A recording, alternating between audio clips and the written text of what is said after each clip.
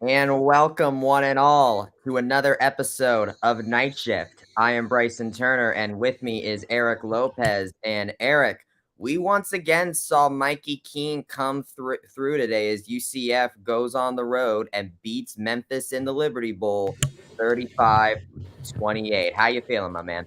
I'm distracted. I got my two favorite rivalries going on as we're doing this. Florida State, Miami, which I grew up on. I've been to a bunch of these games. And then Alabama, LSU, which I got to go in 2014. I think those are the two best college football rivalries among them. Um, we got the World Series about to start. Um, Among others. You got Clemson, Notre Dame, even on NBC prime time. And yeah, we beat Memphis. Thanks because Mikey Keene played well. And oh, yeah, Memphis has an idiot as a head coach who probably shouldn't be a head coach. But we're going to have a surprise guest on this show to talk about the UCF victory. A win is a win. We finally won a game outside of the state of Florida. So that's good. Indeed, it is. Speaking of the Alabama LSU game, we have it. UCF fans should do keep an eye on that game as we are right now, because I believe that game could have an effect on where College Game Day is going to go next week. Correct? Yeah, I mean, Alabama, Ole Miss kind of looms there as far as game day for UCF Tulane. I don't think UCF fans care as much. I mean, this is more about a Tulane thing, uh, from that standpoint. But yeah, I mean, game day has a chance to go to Tulane for the first time. But if Alabama beats LSU, then Alabama Ole Miss is pretty big deal too, because that's an SEC West showdown, Lane versus Nick Saban. So I think it's going to be one of those two games that gets game day, and I think the Alabama LSU game will play a role in that. On that, so we'll see how that goes. By the way, you can send comments to us. Of course, follow us at blackeagleBanneret.com. We're hope to have Mark Moses on here in a few minutes to see, because he was texting me during the UCF game. So I'm curious to get an outsider's perspective, because you guys have nothing to complain about, right? Like, there's no questions. What possible questions could there be from this game? You won. Mikey Keene played well. Memphis has an idiot as a head coach, and we move on. I mean, that's my takeaway from the game. Well, I mean, okay. So in the roundtable article that was posted on the Black and Gold Banneret earlier this morning, I posed three possibilities about the quarterback situation, and one of which ended up coming true, where Plumlee, for whatever reason, did not play today. Yeah, he had a concussion. That's why. Well, yes, but they almost sent him out there for a second. I don't know what that. I don't know what that was about. It faked out Beth Mowins, the play-by-play person, and it faked me out for a second. I don't know. That's all gamesmanship stuff. It felt like I never believed for a second he was going to play.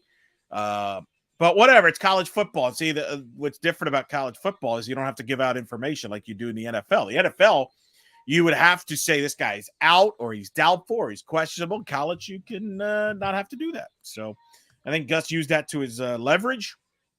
So yeah, I don't know. Look, it was a weird game. It was a weird game. There were some bizarre calls in that game from both sides, although some were not intentional. But yeah, I mean, Mikey Keene played, and he played well, and I thought he threw the football well. And to me, Mikey Keene's the starting quarterback moving forward until he's not. I mean, you can't take him out. Like, he's played well. They throwing the ball well. They put 35 points on the board. You can't say the defense won. The offense won this game, and Mikey Keene played nicely and sets up a big game. Look, here's the thing. If they beat Tulane next week, they host Navy, and they're at South Florida. They're basically coasting to the conference championship game. Those two games are basically gimmies. So next week's the game. You win next week, you're probably going to host the American Conference Championship game. That's what you've put yourself on stage. I do think this, though, Bryson. I thought we saw some plays there where we could see when JRP's healthy. I think JRP will still be involved in the offense. I don't think he starts, but I do think he'll be involved moving forward. Oh, I mean, back in the preseason, I think I made I don't know if it was me or if it was someone else amongst the Banneret crew, but I remember I said that Plumlee would be a perfect a better version of Joey Gatewood from last year, because say what you will about Plumlee's passing, but it is much better than Joey Gatewood's. And so when Plumlee goes out, you don't know if he's going to run or pass. And I think Beth Mowins actually said on the broadcast, the UCF has 2 starting quarterbacks, which I think is very much an asset. I mean, you look at how Chris Leak and Tim Tebow turned out for the Gators, but I am quite impressed with how Mikey Keene performed today. 22 of 28, 219 yards, 3 TDs.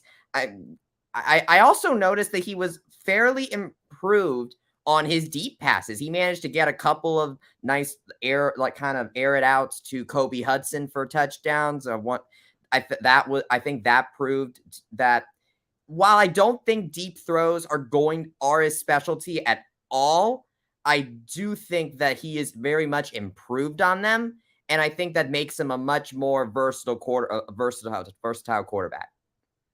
Yeah, I think he's done a nice job.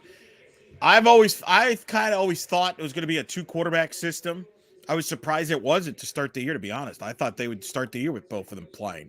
And it would be funny if that's what ends up happening, that they both end up getting a share. Because I think obviously they used Bowser there at and threw a touchdown pass, which was cute.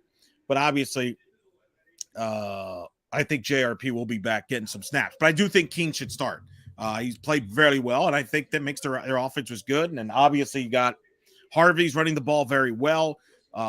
Clearly he's the best back there. I mean, yes, Bowser does a lot of the small things and all that, but Harvey's the more explosive back. Let's just say that there. So we'll see what happens to moving forward. Let's get some questions here. Kevin Suarez, what a roller coaster of a game, but we got the win.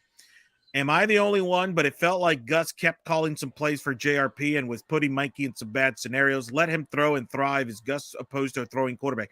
No, I don't. He's going to want to have some gimmick plays there, whether it be a Bowser running it, a wild night, however you want to call it. No, I think that's part of the Gus offense. I don't think it's he's opposed to a throwing quarterback per se. I think if anything, you saw some plays that he runs with Keene that he normally doesn't run. So, but I want to get somebody else's thoughts on this quarterback deal, because I talk to this guy every week, Bryson. Yes, indeed. I don't believe I've actually had the chance to meet him in person yet. Let's welcome to the show, Mark Moses. How's it going, guys? Good to see you. The voice of the Mark Moses Show weekdays. The man dominates Melbourne area, just dominates the whole region. Mr. College Football himself there. So, all right, let me ask you, Mark, because we've talked about this every week. You, me, Trey Strelko, we do a weekly segment. You ask us about the quarterback. I'm curious from an outside perspective. You were there last week against Cincinnati. You watched the game. You were texting me during the game. Do you stick with Mikey Keene? I think you do, but I think Plumlee's going to get some snaps because Gus just can't help himself. He loves those gimmick plays with running quarterback. It's part of his system. All right, first off, they got the win. I know we're here at the post-game show. We got to do content. You're nitpicking. They got the W. There were times in this game where you're like, uh-oh, are they going to screw this up? We're outside of the state of Florida. Are they going to get the loss?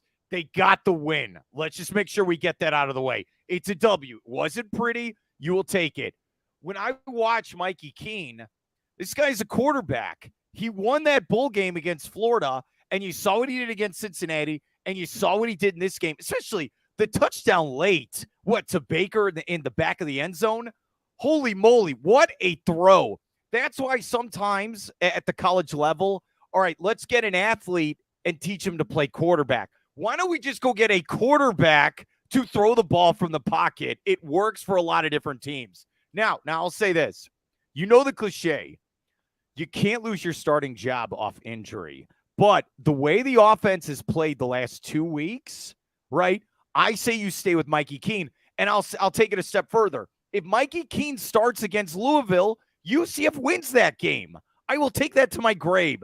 They should have won that game. Wow. I like John Rice Plumlee. I do. I think he's a good player. I do. But right now, you got to go with the hot hand. And especially you're talking about the running back position. Oh, man. Oh, keep feeding that man the ball. You wanted R.G. Harvey to get like 50 carries, you tweeted out. He had 17 for 150? What was it today? Unbelievable. So I'm staying with Keen. Hey, if it's hot, keep going with it.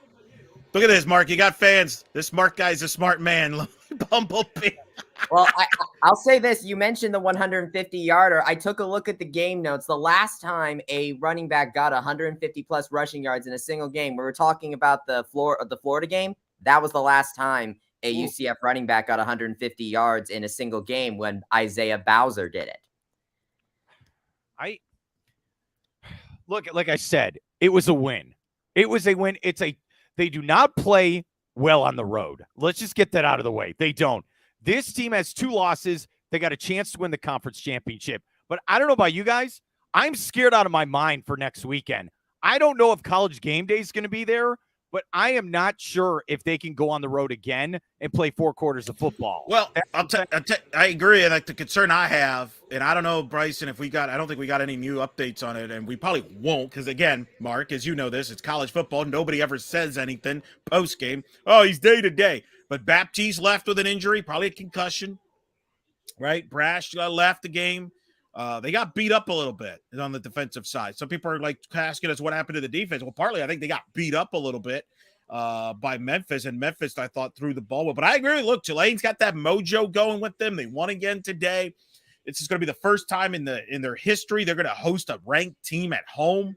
They may or may not have game day, but they're going to be fired up over there in Tulane. And UCF has a history of, like I said, there's still questions about this. This was not an artistic victory, it's to your point. This was a win, you get out of there. You're happy you win, you get out of there. But it wasn't like, whoa, we're some superstar team deal. But I do think, it's going to be a good game. I think that could be a preview of the championship game. That could decide who hosts the championship game, depending on how you believe the rest of the schedule. Now, Tulane has a harder schedule. Tulane's got to go to Cincinnati on Black Friday, but I think the winner next week, that's a big test there, no doubt. Here are my concerns. All right, I know you got a point. I just want to say this real quick. Is we're at the point now, we're here in November. What is the identity of this team? When you look at 17 and 18, it's UCF fast. We're going to score and we're going to run you out of the building. Do we know what the identity of this team is? A defense, I think we do, because we're going to bend, we're not going to break. We're going to give up a 15-yard play, but we're not going to give up a 50-yard play. That's how I look at the defense. We're going to give up points, but we're going to keep our offense in the game. The offense, I feel like, even with the quarterback change, what are we trying to do here? Are we a running team? Are we throwing the ball? That's my concern, especially going into next weekend. Well, my point is that with the defensive concerns, I think one thing this game proved is that the offense is able to keep up the pace with their opposing offense, because Mowens actually kept saying in the broadcast that this was a game of answers. Each team was able to answer each other, and Mikey Keene, I think, was a very big reason they were able to do that. And you mentioned, Mr. Moses, that if Mikey Keene started against Louisville, that we would have won that game. I'm actually going to disagree with you on that point. I know I don't want to disagree with you right off the bat, but I think because last week we kind of talked about this, is that Plumlee was a very good quarterback to have when we weren't very sure about the offensive line. If the last 2 games have proven anything, that O-line has had a major improvement since the beginning of the season, which means that Mikey Keene is able to be a much more comfortable in the pocket and allow him to get those throws off that we've been seeing. And he's definitely a much improved passer as well. Not to mention the parting of the Red Sea that they were able to give for RJ Harvey. He got that 61-yard touchdown run because he had a gigantic hole to run through that the offensive line made for him. So I think with how much improved this offensive line has been, Keene now is a very good quarterback to have, because now you can be able to get those passes across easier. Now, well, and he makes better reads. I think JRP just was one read and then take off, whereas Keene, he does that thing where he moves out of the pocket and can still look for his receivers. I'll say this too, Bart. I think this offense is a better complement to a defense than a Josh Heupel offense, which we saw today, Mark, got exposed by Georgia. And you saw what happened when teams get in their face and you can't block like Tennessee couldn't block Georgia today. Their offense couldn't do anything, and then their defense is on the field, and Georgia just kind of toyed with them. That score is misleading. That was a dominating performance by Georgia. You're absolutely right. Oh, by the way, you see the UCF basketball thing behind me? You see that? It's got Taco Fall, and it's got the guys. So that was at a UCF event. It's signed. I have two of them. You probably can't see it. It's signed by Johnny Dawkins and Josh Heupel. Does the value of it after today go down? That's a wild. Are you coming to opening night, by the way? Are you coming to opening night for UCF basketball? Who are they playing? We have UNC Asheville. You can meet Bryson. You can meet young Bryson. Oh, right. He is this generation's Trace Trelko potentially. Ooh, I like it. Yeah. The basketball game I went to last year was the craziest game ever. I went right before New Year's when they hosted Michigan. And that was a fun game. That was a great game. The UCF Sooners, they turned into Steph Curry. It was the craziest game I've been to, and UCF won. It was awesome. But look, dude, that was a W. That was a W today. That was. I know you guys do a fantastic job with your post-game show.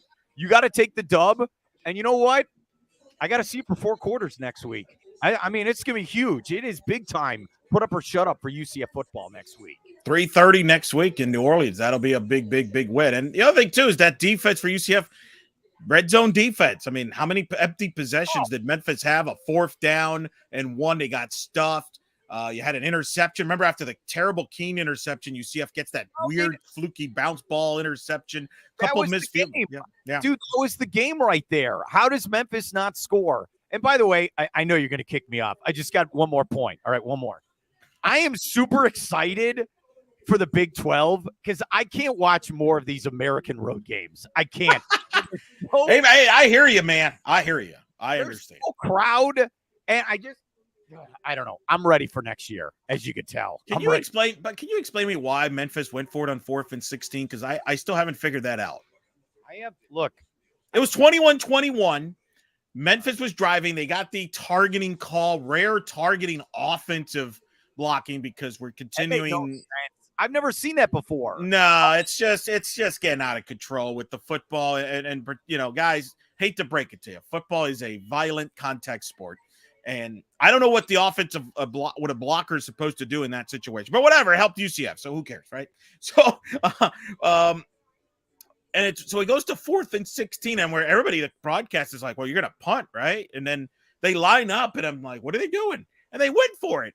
Gave UCF incredible field position. UCF would go and score. I thought that was the difference in that game. The momentum changed from there. It was all UCF. I know Memphis scored late to make it interesting and obviously make it more close because it's always UCF Memphis that way. But there was some stupefying play calling from that Memphis today. Mike Norvell would have been proud. Send a thank you note if you're Coach Malzahn. Thank you so much for this. All right, just thank you for the. Well, the head coach from Memphis is a UCF graduate, so maybe he was doing his alma mater of solid. All right, this for everyone watching. Eric Lopez has the best conspiracy theories of anyone. Thank you. Go on. I'll say this: some of the calls that I saw, I will say good job with Devad Wilson because I was really scared for a second when that tip ball was almost intercepted by that one Memphis defender that was kind of on the ground. But Devad Wilson had the presence to go and bat it out of bounds. I was almost thinking we're going to be seeing like one of those situations, like remember that Prayer Jordan Hare catch with Ricardo when the ball went into Ricardo Lewis. I thought we were going to see the ball tipped and then intercepted, but Devad Wilson, great job on that. And then, we had a little bit of football air pinball with Devontae Brown coming up with that interception. Yeah. That was a lucky break right there, getting that turnover. Because that came right after the Keene interception. Well, UCF Memphis has always played weird games. Especially in Memphis, they've always played weird games. And that's why I agree with Mark. I can't wait. Let's just get to the Big 12 already because I can't deal with it. You're never going back to Memphis, right? This is it? Yeah, that's our last scheduled trip. So, I mean, I'm actually kind of bummed out. I love Memphis. Have you been to Memphis, Mark? No. Oh, what? How have you not been to Memphis? I don't have the budget of Trace Trelko. I'm sorry. I can't run around. I've been to Memphis, and I don't have a Trace Trelko budget. I mean, my goodness, Beale Street. I mean, it's beautiful with the Grizzlies. They actually have a legitimate NBA team in town, unlike here. So I want to ask you. Yeah. All right. So as of tonight, so everyone won. So I mean, it's like, are there tiebreakers? Like, does it's kind of like my question is, all right, UCF, they need to win out. They'll get to the conference championship. Correct. If they lose a game, they're still alive, right? They are, but it gets a lot trickier. It gets a lot trickier because remember, you got Houston with 1 loss at the time that we're talking. I know they're playing. I believe they're playing right now, Bryce. You could check that. I think they're playing against SMU right now. I could be wrong on that. But Houston is playing, 1 loss. Cincinnati's got 1 loss. They beat Navy. Tulane is undefeated in league play. But then you got East Carolina with 2 losses. I believe it's 2 losses with East Carolina. But remember, East Carolina beat UCF. So it gets very tricky if UCF loses. If they win, and again, here's the thing, Mark. If they win next week, they host Navy, and they're at South Florida. Those are 2 gimmies, and both in the state of Florida. I think UCF will host a conference championship game if they win at Tulane. That's what it is. If UCF wins next week, they don't have to get another flight the rest of the season until maybe the bowl game. Here's the scoreboard update for the American, Eric. Cincinnati beat Navy 20-10, which, by the way, you guys haven't mentioned the Navy game. I've said this before, and I'll keep saying it. I do not care what Navy's record is. I will always watch for that game because weird things happen against Navy, and I think they showed it today where they managed to keep Cincinnati with it with a 10 points there. Temple beats South Florida 54-28. The saga of Jeff Scott continues. Tulane beat Tulsa 27-13. SMU is currently beating Houston 35-21 with 8:43 remaining in the second. That's big. That's a big game there. That could help UCF, Cincinnati, Tulane big time. That could be a backbreaker for Houston on that one. Now, and then South Florida is terrible. They got destroyed by Temple. Mark, we don't talk about South Florida because, well, there's no reason to talk about it. That job's going to open there in Tampa, right? Like, that's got to open. Yeah, it is. The question is, do you want that job if you're a coordinator? Do you want to go? Does anybody want that job, right? And I have no. So, go on. I was going to say we mentioned that if UCF loses to Tulane, things are going to get tricky. This is what I think is going to happen. Let's say Houston loses to SMU. Then if UCF, for whatever reason, loses to Tulane, we would need Tulane to beat Cincinnati in the last week of the regular season because that would put Cincinnati great point. That's a great point. At 3 losses with UCF, which would mean, and we well, no, that's overall record, but that in conference it would be both with 2 losses. 2 losses. Yeah. I'm sorry. Yeah, 2 so you make a great point, right? That opens it up for if UCF loses to Tulane and then Cincinnati beats Tulane, then it's going to be Tulane and Cincinnati. Tulane. Yeah, right. No, but I'm saying why UCF would be in trouble because Cincinnati's probably going to beat Tulane at home. But yeah, I mean that's a good point. Dude, I would not be shocked if it, and I don't want this to happen, but I would not be shocked if like UCF gets to the conference title game but has to go on the road. I could see this as a scenario. Well, that would not be good. That would not be ideal. I don't think this team is a team that is a super road team. Plus, we'll see. But it's all about next week. We'll find out. Next week's the big game. I think it's a toss-up game. I think Tulane's got something to prove. UCF's got something to prove. We'll see if College Game Day ends up going there or not. We'll see. I think that's going to depend on what happens with Alabama and LSU. They're playing right now. I think Alabama Ole Miss is the obstacle as far as game day is concerned because if Alabama wins tonight, you got Lane versus Saban could be for the SEC West next week. So you love the game day. You just I do. Have you been to game day? Have you ever been to game day? No, you know what? I did not. When they went to UCF, I didn't go, but I just went to the game at night, which was the loudest ever in the building. It was the craziest. Yeah, that's going to be big next week. It is. It'll be interesting, all this week, what's going to happen with the quarterback position. Because, do you go with Mikey Keene? Do you go back to John Rice Plumlee? We'll find out later this week. Yeah, well, we may not find out till the snap. I don't think Gus is going to give anything away. We'll find out. We'll hear from Gus later on the show once we get the clips or the post game. But he's not going to say anything. He's just going to say it's day to day. I actually read this article on Front Office Sports about College Game Day where it said that basically College Game Day is a 3-hour infomercial. It really is. It's incredible. It's a great show. I can't believe you've not been to a game day, Mark. I've been to like a bunch. I've been to game days in Miami and Tallahassee and Orlando. I'm surprised you have not been to a game day with all the game day appearances in the state. All right, so let's go. All right. When it goes to New Orleans, we'll meet Friday. That would be the funniest thing. We'll just go for that. We'll go for the road team. That's what we'll do. Well, there's other reasons to go to New Orleans than game day. Let's be real. I love it. But I think I agree with you. I think if you are Gus Malzahn, you don't show them anything. You know what? That's a great point. I wouldn't say the quarterback is until they make that first snap. Let them guess for 5 straight days going into that game. That's what you should do. Agreed. Agreed about that. All right, Mark. I wanted to have you on to give your thoughts because I could tell you were on edge as you were texting me and tweet about this game. I could tell you were on edge about this game. It's like, look, just grab the bull by the horns and let's go. Just like there's times on the offense, if it's John Rice Plumlee or Mikey Keene, where it's like we're trying to figure things out, like it's September. And you're like, well, come on, we got 4 games to go. We should know our personnel. Let's go. Look, I just want them to win. So that's why I get a little aggravated, but got the W today. So you'll take it. The win is what matters there. All right, Mark, tell the audience where they can find you, do the great show there, and for people to tune in weekdays. Yeah. Socials, just follow me, Mark Moses Show. I do stuff on YouTube, Facebook, all that stuff. Sportsradio1560.com if you want to listen to the stream, 3 to 6 Eastern. Eric joins me every week. He does a great job. All right, thanks, guys. Thanks, Mark. Enjoy the rest of the football night, my friend. Thanks for coming on. It was great to see you, Mark. All right, that was Mark Moses with coming on. I wanted him to get a few thoughts from him, Bryson. I always enjoy talking to him, and he has strong opinions, as you saw, with football. About football. He does a great job there, and I always enjoy. I come on there often, so I wanted to kind of repay a little bit because he's been very kind having me on. He's had Kyle Nash on. He's had obviously a bunch of people on the show. So that was fun. That was a lot of fun. We got a lot of comments here. We got to get to. Did somebody comment that you got to be tougher to be Trace or bully people? What happened here? Yes, this was Matt J. Bryson better start up his bullying game if he has any aspirations to be a. Where did this bullying thing? What happened here? Tracy's a nice fellow. What happened here? We're gonna have to address this on social media later tonight, I guess. I don't know. It's great.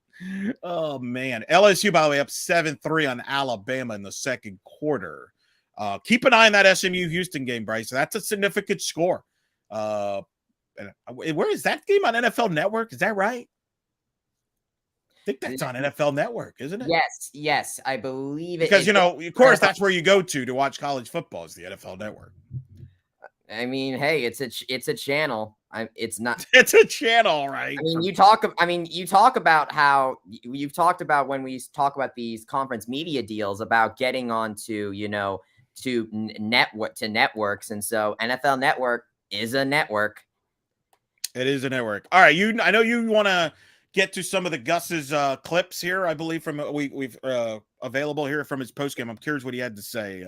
Yes, speaking of Trace Troco, he was there post game. So we have a few clips from him there.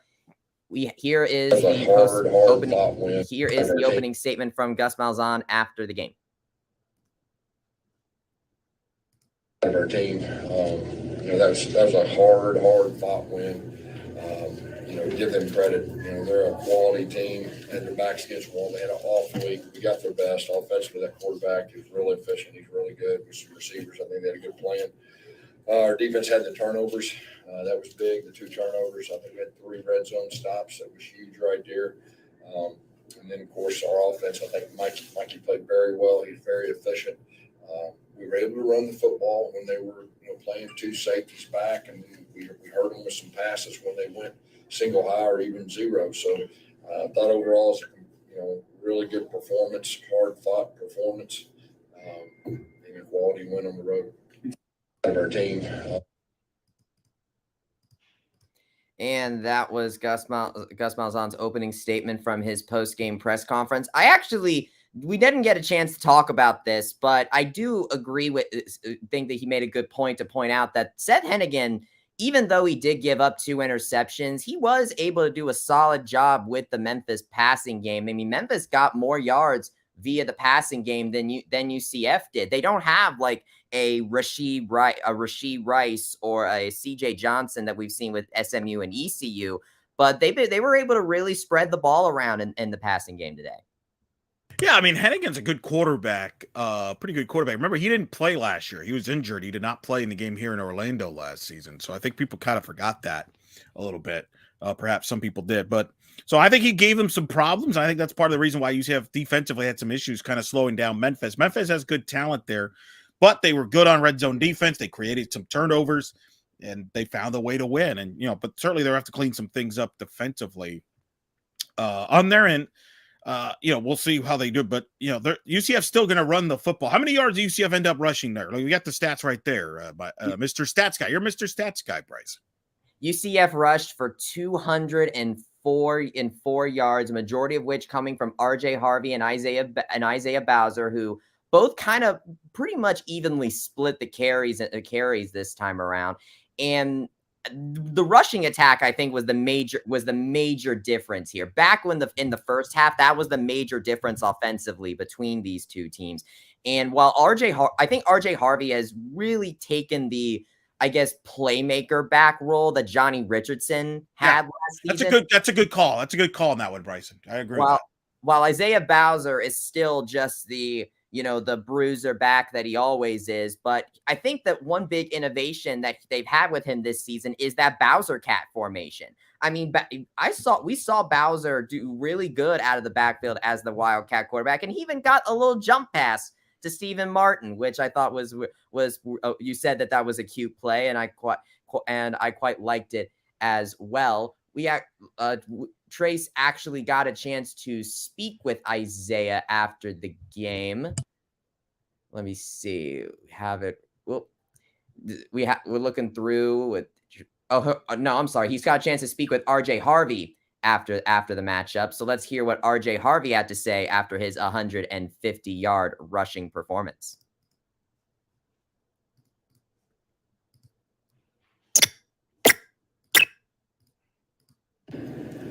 I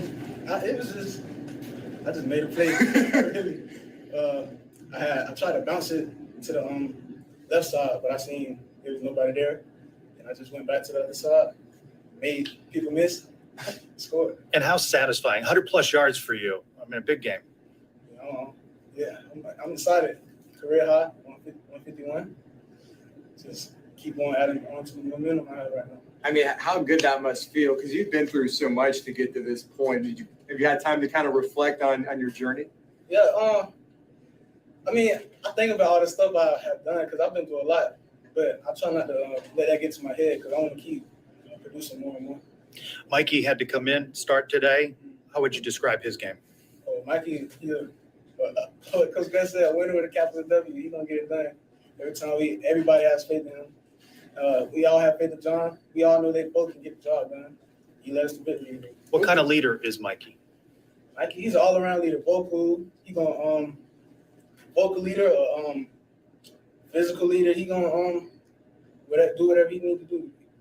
Help the team win. What can you say about the offense and what you guys were able to do? Running the ball, Mikey executing, throwing some dimes. Yeah, we knew going into the game that we were going to be able to run on Memphis. That was our number one mindset coming into the game. O-line did their job. Great today. Just went out there and executed. Winning on the road hasn't been easy for this team. How big is that to come into a hostile environment and come away with the W? Yeah, anywhere, like Coach Gus was telling the team, winning on the road is hard for anybody in college football. And we didn't get it done at ECU, so we had that chip on our shoulder. We wanted to come prove everybody wrong today. Talk about the drive there to close things out. Holler's big play. You guys needed to, grind it out there. Yeah, I seen Holler make the first guy miss, and when he did that, I knew he was gonna get the first down. He's gonna do whatever it takes to get the first. So with how that was pretty lengthy there. I love that. That was Brandon Helwig and Trace Chunkill taking turns. That felt like you and me, Bryson, at a UCF volleyball post-game presser there. Yeah, no, it did honestly sound like that, and I like the way that this team has really embraced Mikey Keene. I mean, we saw them lifting him in the locker room after last game, but I think it really speaks to the I guess the likability of both John Rice Plumlee and Mikey Keene that that the team is able to rally around whoever it is behind the center. Yeah, I think he's an intangible guy. He's a leader. And I think, again, he should start next week, regardless of JRP's health, in my opinion. Doesn't mean I think you're going to see JRP, in some unique formations. But I think Mikey Keene, I mean, he's throwing the ball well, and he's got good leadership, good presence there. He's had a couple nice ball games, and he's got a couple pretty important wins. So good for him. And the receivers seem to respond to him. And you got Kobe Hudson involved, and you got O'Keefe involved. You got different guys involved, and it's nice to see there. But you could just hear it in RJ's voice there, certainly the confidence. But he's playing some good football himself. I mean, I thought he set the tone with that first touchdown, 22 yards. I think you make a great point. I didn't even think of it that way, but I think you're right. He's basically taken Johnny Richardson's spot. That's a great point you made there. It's not to say, by the way, that Richardson isn't a great running back. They did get him out there for a run. And I think that, the 2017 and 2018 teams have proven that this team can have more than two running backs in that room, and it can work. So I think having Richardson as a kind of a change of pace back is great. But RJ Harvey and Isaiah Bowser have clearly proven that they can handle as many carries as Gus Malzahn is willing to give them. And they really took advantage of them tonight.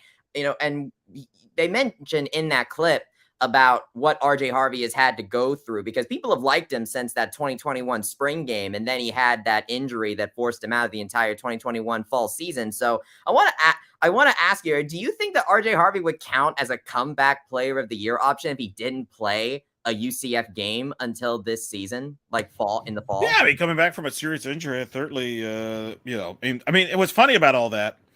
There was a lot of talk in camp, in that particular camp, that it was Harvey that was the number one back, not Bowser, and that Harvey got hurt, and that kind of led to the Bowser year, if you will. So it's kind of funny, unique, I think, from that standpoint, that you have him kind of step into this role, because a lot of people were really praising him back in that camp before he got hurt. So it's just interesting how that goes. There. No, Lonely, I don't know how RJ makes that hair look good without his helmet. That's some guys, they know what they're doing. They know what they're doing. They know what they do. Well, you mentioned how Keene was able to get the receivers, and you got Kobe Hudson got a chance to speak with Trace Choco and Brandon Helwig after the game. So let's hear what Kobe Hudson had to say. I just feel good. I just answered when the team needed me. The team just stepped up. We played good on the road. The environment got tough. We didn't fold. We just answered every time we needed to. Describe your connection with Mikey today. Me and Mikey always on the same page. Like, he always been the next guy up behind John, so we get reps. Javon go first. I play the same position as Javon. I play a lot of different positions, so I always get connection with Mikey and throws with Mikey in practice. So we pretty much don't skip a beat. From your perspective, what did you think of Mikey's performance? I thought Mikey played good. He helped the game when we got down. When we got in a tough situation, he didn't fold. He just stayed poised. It's just made good connection to me and all the other receivers. What was it like to see the balance in the offense? The run game took off again. I mean, it's very hard to stop when you got us running the ball for 150 yards and passing the ball for 150 yards. So the guys up front, you got to just salute them because they pad protecting and they block it. They put off in the run game. Yeah, a little more praise there about the offensive line. What did you see from them today? They just fight. Feel what I'm saying? Every time we come out, we got a TV time. I just preach to them, man. Let's just fight, bro. We're gonna win the game up front, and we did that tonight. Your season was a little slow to get going, but now are you feeling in a groove? I mean, you're making a lot of big time plays out there. How you feeling now? I mean, I'm just doing what I'm called to do. Whenever the team calls on me, I just answer. No matter it just doesn't matter what game, whatever they call me to do, whatever kind of play, I'm just gonna answer for the team. What'd you think of Holler's big play there towards the end? Oh, he's a tough guy. He's just a big play waiting to happen. Dudes like that who practice hard, go hard all the time, it's gonna happen for him like that. It's like you and Javon were making touchdown plays towards the end of the fourth quarter. What do you think about Javon's toe drag to catch it in the corner? When they threw it up, I knew it was a touchdown. So a little bit more about Mikey and the confidence that he showed from the second half last week and then taking the reins this week. Mikey's a confident guy. You know what I'm saying? Like, he didn't want to start a quarterback job, so he just come out there and work hard. So this just shows you like what type of person he is. He just encouraged us even when he wasn't starting and wasn't playing. He was just encouraging to So I just believe in him, and he believes in himself. So that's a big part for our team. What do you have to do to kind of replicate what you did tonight and take it to next week at Tulane? They're a top 20 team. If you guys want to win the conference, you got to win that game. So what do you got to do next week? Just come out, practice hard, put this game behind us. We're going to win in 24 hours. After the win, after 24 hours, you feel me? It's on to the next team. So we just come out next week, have a great week of practice, be mentally locked in and physically locked in. So we just going to get this big win this week on the road again. And that was Kobe Hudson. He mentioned that the play from Alec Holler, which I think huge play. Alec Holler tweeted out that I believe he's dubbing it the Holler Hop, and I think honestly that play was honestly what sealed this game. I think, no doubt. I mean, it was third down and long. It was kind of a screen. It should have been, to be honest. Memphis had it there, and they just didn't make the play defensively. They didn't make the tackle. And then he made that hop. He jumped over and he got that first down. That was a great run by Holler to make that play, because that play probably should not have succeeded like it did, but it did, and it pretty much killed the game at that point. It pretty much locked it up for UCF. So I was good mention there by him. And let's hear from Gus a little bit more, if we can, Bryson. A little bit about I'm curious his thoughts here, because I'm seeing more stuff. Of course, Brandon Helwig, Trace Truckle dominating the post game up there. They're both up there in Memphis for the last time. Barring some bizarre realignment stuff going down the road, or maybe some home and home series down the road. Who knows? But we got some more Gus here. That first drive, I called a bad play and got us behind the chains right there. But I thought second half, I think we did a good job when we were able to run the ball downhill. And like you just said, got some one-on-one situations. And we threw the ball really, really well, and our guys made plays. Was Plumlee just not ready to play this week? Yeah, so he was available, but he didn't get to practice until late in the week. Just felt real strong that we need to go with Mikey and give him a little more time right there. Just kind of that gut instinct right there. But he was cleared, but he didn't get a whole lot of practice reps. And so Mikey stepped in, and he handled himself like a champ, like we thought he would. How did Mikey build upon what he did last week against Cincinnati? Yeah, I mean, I think he's got good control of the offense. I think he understands the situations. He understands his personnel, and I think he did a really good job today. Think about RJ Harvey. He was able to do running the ball 151 yards, made some plays. Yeah, he's starting to come on. You see that. He got really good lateral quickness. He bounced a couple out. He hit the big one up the gut on the split zone. He's starting to become a complete back. Bowser really leaned on him late. You saw him going downhill at the end. That was really neat. And the play of the game I felt like was the third 9 or 10, the screen to Holler. We've been kind of saving, and really we thought they'd go a cover 2 type deal. They brought a lot of people, played man, and Mikey waited. Alec made a guy miss, and then of course he did the somersault to win the game. I mean, I think that was really the play of the game. You give him the ball back there, he gets pretty interesting. I think there was about 3 minutes, if I remember right, on the clock. I thought they would onside kick. They chose to kick it deep. So then we were able to put the game away. And that's what quality offenses do on the road, man. They find a way to put the game away. So I'm real proud of our guys. I heard Terry call it the Holler Hop after that. What do you think about that name for it? You know what? That makes a lot of sense to me. I think that's exactly what it was. They've been talking about that for a while. All right, that was Gus. Interesting there, saying JRP was cleared, but he just didn't practice till the end.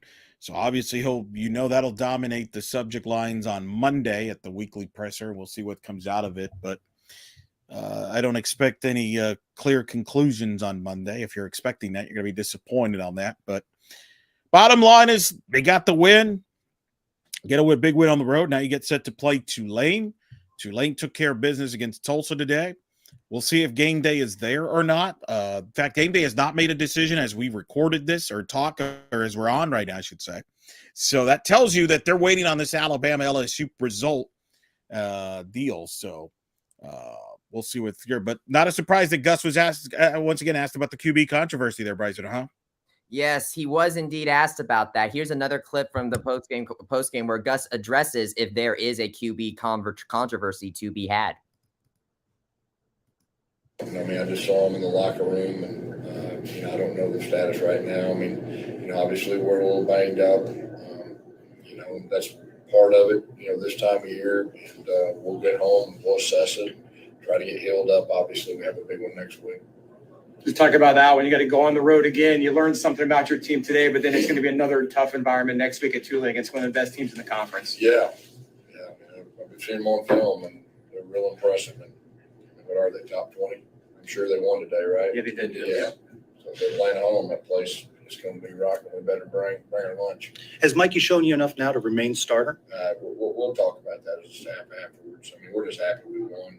And I think y'all know we got 2 quality quarterbacks. And that's something that probably very few teams in the country can say, right now. But there's not going to be any controversy, I'll tell you that. How was John Rice helpful today just on the sidelines? Because he's a winner. He's a winner, and he's trying to help, everybody, and he's a competitor. He wanted to play, but he's a team guy, and he really helped with positive energy, encouraging, and, even situational things, just like Mikey's been doing with me, head coach, this, that. They know the game plan inside and out, so, both of them do a super job. Is there a particular play that Mikey made that stands out from today's game? That last one I thought was pretty good. I mean, it was for the game.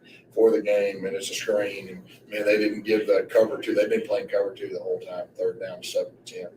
And they did some man blitz. He waited, boom, and he threw it. Then Alec made a guy miss. And it was a thing of beauty. Now it was a play that you either win, you can win the game with him. When he made that play, that was game over. What'd you think of the play of your offensive line then? You talked about the rushing game and the balance that you had. Yeah, I thought they did good. I thought we protected Mikey pretty good, for the most part. That 22 is a handful. They do a lot of bear twists, and they puts our guys on an island. I think our offensive line did outstanding today. All right, there's Gus saying there's no controversy at the quarterback. Sure, that's only all anybody's going to talk about in any UCF platform this week. Well, I mean, I think it's not a controversy in the sense that it's going to divide the locker room. I think really it's a controversy only in the sense of he's not really sure which way to go at the moment. I mean, John, you have to factor John Rice's health into this. Obviously, he said he was available today, but I think holding him back was probably the best option, especially when you have a quarterback like Mikey Keene that can step in for him. You've been talking about it all week about how John Rice shouldn't be playing in that game after the hit that he took last week. So now and the fact that he practiced, right before does indicate progress in his recovery. So I think when it comes to next week, honestly, the timing works out pretty well because we've been talking about with the Black and Gold Banneret about how Memphis had to game plan either for John Rice or for Mikey Keene. And now Tulane is probably going to have to do a very similar thing, especially with what Gus said there, that John Rice was able to practice a little bit right before the game. Right, and that's why I don't expect any news information to come out early in the week. You're going to play close to the vest. You're not going to, even if you know who the starting quarterback is, they're not going to say. I don't think you're going to know until literally probably game day, literally the day of the game. So I would be surprised if we hear otherwise, quite frankly. Maybe now unless somebody leaks it or somebody reports it, but I'm not sure if we're going to see that. So, look, it's a good win. You focus on Tulane, and we'll see what happens now the rest of this week from that standpoint. So, but hey, good win. Good win there for them. Let's kind of wrap this up here. I want to get into a couple other subjects before we go because this is a busy time now in UCF athletics. So we're going to try to go a little bit of chronological order for our audience here. Obviously, this coming up, I want to start Monday first. I want to start actually with women's soccer. They're going to find out Monday their fate selection show, which apparently is now 4 Eastern, which I'm happy about. They moved it up to 4 Eastern on Monday. UCF expected, I think they will be in the NCAA tournament for the first time since 2017. Their RPI at this hour is 23 on Saturday. I don't expect it to change too much. I think the American will be a 2-bid league. Obviously tough to lose on PKs to Memphis in the semis. But again, as I mentioned in the article, blackandgoldbanneret.com right now, that you can read right now, I should say, in soccer, and this sounds bizarre, and a lot of people are confused by this, but in soccer, if in postseason, if the match ends in a draw and you lose in it's officially a draw. It's actually officially, it's not, even though you lose on PKs, it's not a loss on the win-loss record, which is bizarre, but that's the rule. So, and the reason why that is significant is because a loss to Memphis versus a draw versus Memphis is a big difference maker as far as the resume. And I think they do that because they understand that you're not going to punish a team for losing on penalty kicks, which is the most worst way to possibly decide any sort of a match. It's the worst rule. As much as I hate the college football overtime rule, the soccer PKs are terrible. So they're going to be in the tournament. The question is, do they host or not? I think that door is still open. I think they'll still host, but it's not a lock like, if they would have beaten Memphis. Does that make sense to you, Bryson? Do you have any questions to me about that? Not particularly. I think that any questions I have answered, we talked about before coming on the show. If you want to hear what head coach Tiffany Roberts-Sahadak and forward Kristen Scott had to say after that match, you can go check out my post-game presser coverage on the Black and Gold Banneret YouTube channel. Make sure to like those videos and subscribe so you can get notified when all of our post-game coverage lands on the channel, which included on Friday night, when the UCF volleyball team beat SMU 33-1, and they will be facing Memphis at 1 p.m. on Sunday. Yeah, that's a big 4-set win over SMU. They play Memphis. McKenna Melville, season high 29 kills. By the way, she's 8 kills away from 2,400 in her career. Well, she would be that would be the 15th player in the history of Division I volleyball to reach 2,400 kills in a career. So she'll probably do that in the Memphis match. And UCF's got to keep winning. They're a game back of Houston in the loss column. Both ranked in the top 25 in volleyball, headed for a massive collision on Black Friday with the conference championship at stake. Perhaps a final statement for the winner of that match to host and be a top 16 seed in volleyball. So a lot to play for volleyball. You can't have any slip-ups. We'll see how they come out against Memphis after a very tough, hard-earned win against a pretty good SMU team that's well coached there. So Todd Dagenet picked up his 300th win, by the way, on Friday night, becoming the third UCF head coach ever to get at least 300 wins or more. Do you know the other two coaches, folks? I'll give you a second. I know you know because I told you, Bryce. It's Renee Lors-Gillespie and Jay Bergman, softball and baseball. It's nice to see a non-stick sport get a coach. A little harder to do it if you're not playing baseball or softball. More games in baseball or softball as well. So I think that's a big factor in that as well. So we'll see. But volleyball, women's soccer headed towards postseason, the NCAA tournament. Men's soccer will not. They were eliminated. They lost to South Florida in the regular season finale at home. They didn't make the conference tournament. They finished under 500 for the season. You have to be at least 500 to be eligible for the NCAA tournament. Not that that would matter. They didn't have the resume, so disappointing end to the men's soccer season. And again, the trend continues today, although football perhaps can end this little situation where it seems like all the women teams are great and the men's teams are struggling. Baby football can break that little curse, if you will, from the men's side in men's sports there. Then basketball season starts Monday night, doubleheader. Women's will be opening up against Winthrop at 6. Men's open against UNC Asheville following that. What's the biggest question? One question, Bryson, you want to find out about men's and basketball and then women's basketball. One question for each. I would say for the men, I am going to be very curious about the forwards because the only returning forward we have is CJ Walker. So I want to see who amongst these forwards are A, going to take up that other spot, and B, how much of the different forwards are we going to see? How much are we going to see of Michael Durr? How much are we going to see of Taylor Hendricks, and such? What's your question for the women you're curious about? I'm very interested to see the positionless basketball that Coach Atiya Messer has been talking about. I also am very intrigued to see how Destiny Thomas is going to fit into all this because most of these players that are playing for this team did not log over 100 minutes in last season at all. Coach Abe had a very kind of close group of about 6-7 players that she usually went to that we saw all of last season, and of those players, only Destiny Thomas is back this season. So I'm very intrigued to see how she factors in to this new look UCF women's basketball team that we are going to see debut in regular season play this week. And remember, CJ Walker's injured. He will not play in the opener. We don't know how long he's out. Could be out a couple games. We don't know. So as Mark Soskin-Brooks brings that up, so that makes even more an interesting question about the front court. But yeah, that was Johnny Dawkins mentioned that. I think they mentioned that during media day as well. So, man, it's a busy time here. You got football peak right now down the stretch. Women's soccer head into the NCAAs. Volleyball down the stretch here. We're down to 3-4 weeks left in the volleyball season before postseason and their NCAAs. And then men's and women's basketball starting. So baseball and softball wrapping up. Fall ball. Are you sure? Is baseball finished playing their fall ball game there, Bryce?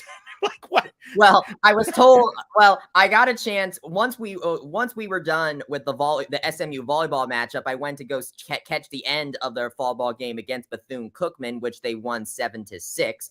And I asked about this. And while it is their last fall ball game against another opponent, there is another week of fall ball activity.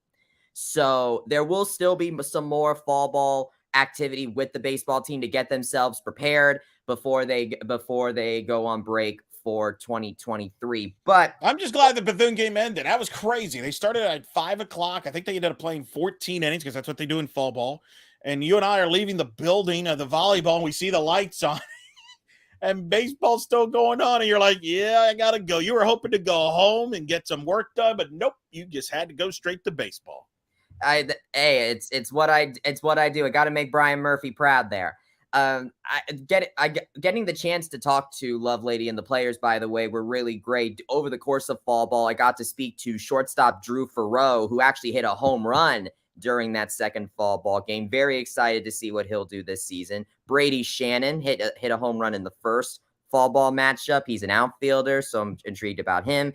Cam Leiter got the start in both fall ball games, and Lovelady has spoken pretty highly about him. So he seems like a candidate to be a part of this starting rotation. He's gotten some good buzz. Could be a guy, right? He could be a starter. Could be one of the weekend. And for those that don't know, for those that may not know, explain the relations, because he is part of the Leiter family. Although I think some people kind of get confused with who he's the relations there, but he is part of the family. He is related to Al Leiter, the former Major League Baseball pitcher, as well as his Mark Leiter, another former baseball. And of course, there's a big chunk of Leiter family there. Jack Leiter, I think, is also obviously the Vandy pitchers in the minors, top prospect pitcher. It's that family grows pitchers.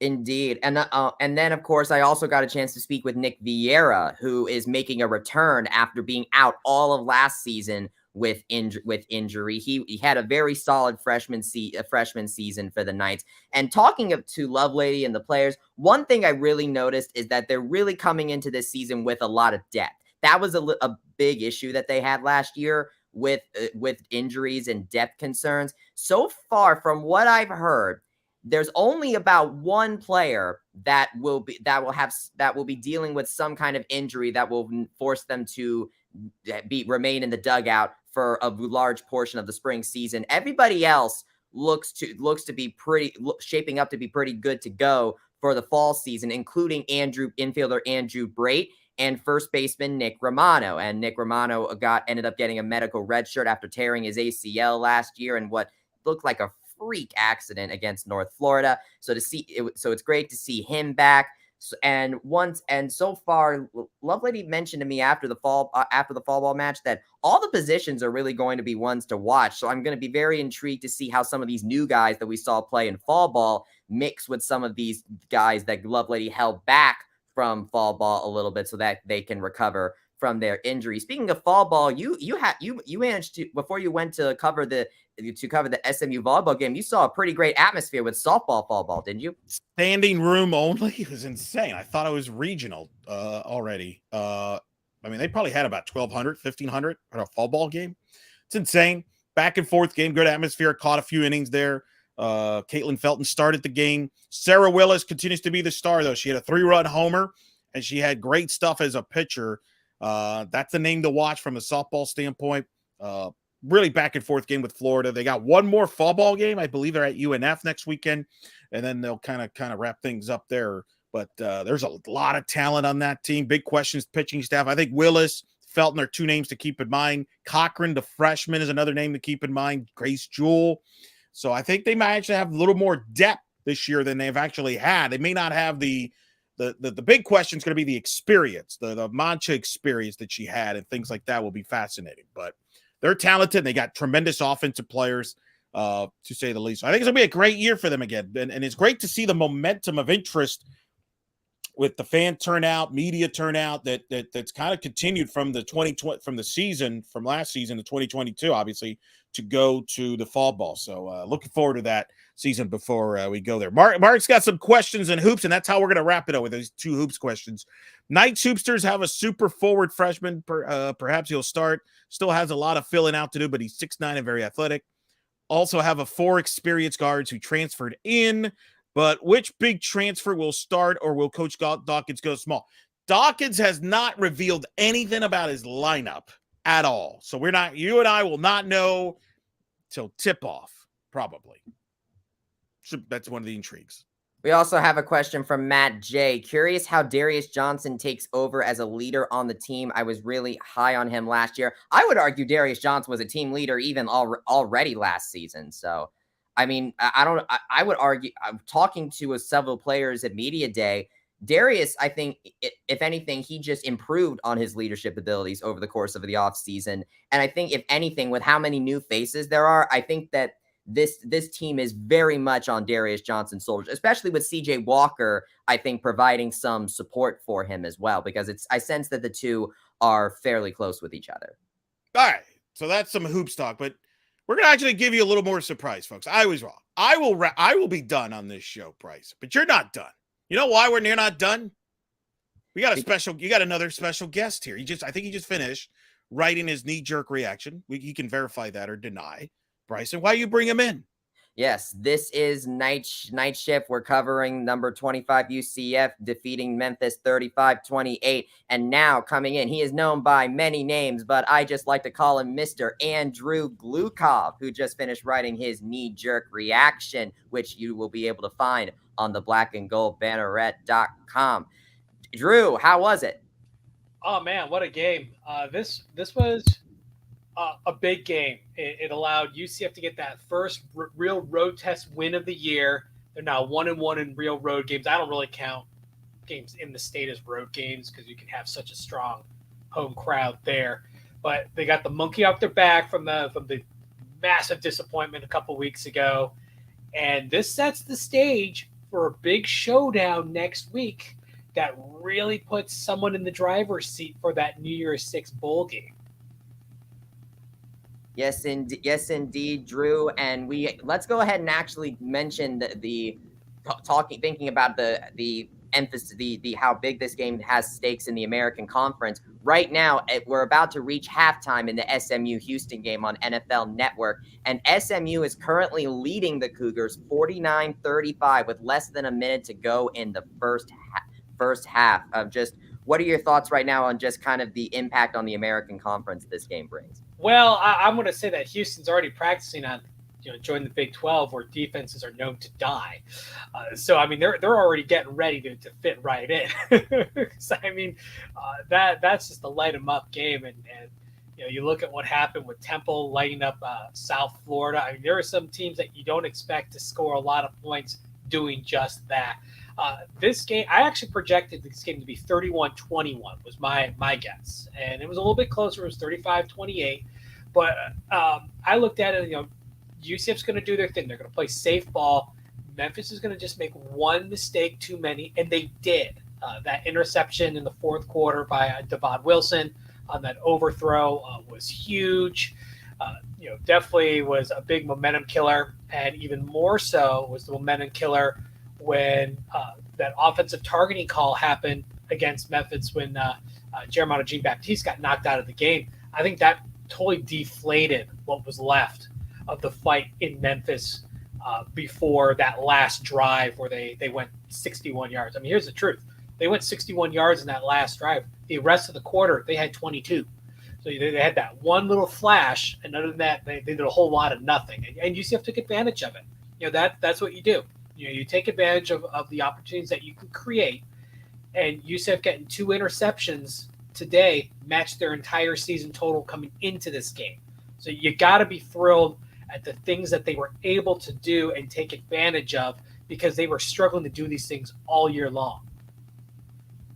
Well, you mentioned the defense, Drew, and one video that I saw on Trace Troco's page is that he saw defensive back Quadric Bullard on crutches going into the locker room after UCF's win. We saw Jeremiah Jean-Baptiste go down. I believe we also saw Devad Wilson go down. This defense got pretty beat up in this game. How much do you think this will impact this unit as we head into this Tulane game? And if those guys, for whatever reason, cannot play, how big of an impact is that going to have? Well, I mean, if you're going to lose multiple players, that's big. I mean, Wilson and Jean-Baptiste, the way they handled their injuries looked like concussions. Jean-Baptiste was immediately taken into the tent. When we saw him, he had a shirt or a towel that was kind of hanging over his head. They did the exact same thing with Devad Wilson while he was still on the field. They put a towel over his head when they were taking him off the field. That screams concussions to me. One of the things they do is they don't want the lights can cause a lot of pain and issues when you are suffering from a concussion. So you don't play games. So that's my first question is those kind of hits and the fact that they were down on the ground for a prolonged period of time. Are they concussions? And if so, it could be a few days. It could be weeks for a player to shake off the effects of a concussion. I use the Cleveland Browns' Denzel Ward as a cautionary tale. He's been out over 3 weeks with a concussion, and he still has not shaken off the symptoms. It varies from player to player. And while we saw John Rice Plumlee suit up, we never saw him play. I would imagine he was cleared to play. Otherwise, suiting him up is kind of a dangerous move. But you don't know what these guys are going through. And we won't know probably for another day or so. They'll probably mention it at the Monday press conference. But if you're missing these multiple starters, I know Tremont Morris-Brash got shaken up for a while. This is, the timing couldn't be worse. But you know what? This is a scrappy team.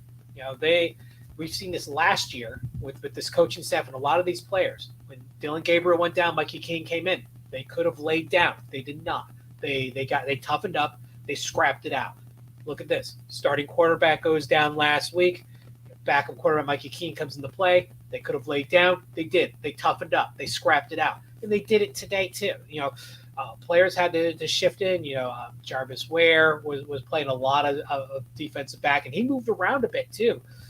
He had to play a bit of corner while Bullard was still playing safety, just because guys were getting dinged up during this game. It was a very physical, brutal game. And say what you want, this is a rivalry game. You may, it's 15-2 now. Well, there's a lot of animosity between these two bases and teams, and that shows up on the field. These were really brutal hits. It's about as rough since the Louisville game, who always seems to hit hard. When you're playing a kid against a team you really don't like, you always seem to hit a little bit harder and play a little more loose as far as keeping control of yourself. Guy gets called for targeting. That's losing control. We saw a bad pass interference call done by UCF, losing control. So there are signs that, sometimes these kind of games can mentally get the best of you. But at the end of the day, they tightened up. They didn't let the situation get away from them, and they walked away with a really big win. What do you think is going to be the biggest thing to watch for in this Tulane matchup coming up? Because I'm looking at some of the stats coming into this week, so this doesn't count Tulane's win today. But they lead the conference in scoring defense and also in team passing efficiency. Like, I remember when Michael Pratt first took over as starting quarterback for this team, and I remember that he kind of gave UCF a little bit of fits. So I'm interested to see what do you think is the biggest thing this team is going to need to watch for in New Orleans? Well, this is a pass first team. You look at the numbers. They pass for over 250 yards, and they run for over 150. But this is a pass first team. Michael Pratt is accurate, and he doesn't make mistakes. 67.5% completion rating, over 1,700 yards, and this is before this week's game. 12 touchdowns, 3 interceptions. Doesn't make many mistakes. And UCF's going to have to find a way to make him make a mistake. They're going to have pressure at the line of scrimmage and force him to run out of the pocket and be a little more uncomfortable. He also can tuck and run. 72 carries, 215 yards, and 5 touchdowns. He can run. He's dangerous. Seth Hennigan was the leading rusher today against UCF, for the Memphis Tigers. UCF's always struggled against a quarterback that can do both pass and run, and they're going to have to find a way to contain him. UCF has 2 excellent defensive ends in Tremont Morris-Brash and Josh Selskar. If they're both able to play and healthy, and we at this point all bets are off for pretty much everybody, they're going to have to contain Mike Pratt from tucking and running, because he can do it and he can cause damage. UCF also, while I don't think the quantity of penalties has exactly been as big of an issue as we may have talked about previously about this team, but the quality of the penalties. And by that I mean they gave up a lot of penalty yards. I mean, just today alone, they gave up 66 yards out of six penalties. I mean, that's basically getting all the penalties being a holding call. And it was bad. It was pretty bad. And now they're going up against this Tulane team that is one of the fewer penalized teams in the country. I mean, they're coming into this week, they were 6th in the country with fewest penalties at 34, while UCF is near the bottom half of the conference with 43. Again, not counting this week's action for either team. So, how big is maintaining discipline going to be for this Tulane game? Well, I mean, you look at UCF's penalties for the day, 6 for 66. Well, 45 of that was on one drive, where they gave up 2 pass interference calls, and I think the second one was a little and then the face mask, call. So I mean, you had 3 15-yard penalties right there, which skews the numbers, because you take that away, UCF with 3 penalties for 21 yards. That's okay. It's actually less than what Memphis had, which was 3 for 25. Luckily, that was all localized to one drive, but you can't make those kind of mental mistakes against a team with really good quarterback and Michael Pratt and a good coaching staff. I mean, Willie Fritz is like the epitome of a scrappy coach. That Tulane has never really out-talented anyone during their time kind of rising up. But now they've kind of hit their stride, and a lot of it is because of that scrappy attitude that Willie Fritz brings to this team. And you're going to have to, rise up to that. You're going to have to get physical. You're going to have to play smart. And you can't let, one of my biggest digs on the pass defense is how soft their coverage is. They're playing 6-7 yards off the ball routinely. And a smart quarterback is going to take advantage of it. I mean, Holton Ahlers just absolutely tore it up. And, you play that soft. I mean, you're going to be throwing all those short passes. And then, Seth Hennigan for a good portion of the game was doing the same. You give that much space, a smart quarterback's going to take advantage of it. They play a little bit tighter. It's going to be a different style that Pratt's going to have to do. Maybe they switch it up and they're not expecting it, because you look at the scouting reports and you look at the game film that UCF's played, and outside of small pockets, they've largely played soft coverage. So if they come out with something different against Tulane, it may throw them off. Quick update, by the way, from SMU Houston. We're going to halftime. SMU is leading 56-35 in the first half. Good Lord, are we going to get to a 100-point game? I want to see a 100-point game. I mean, good grief. I mean, hopefully you bet the over on that.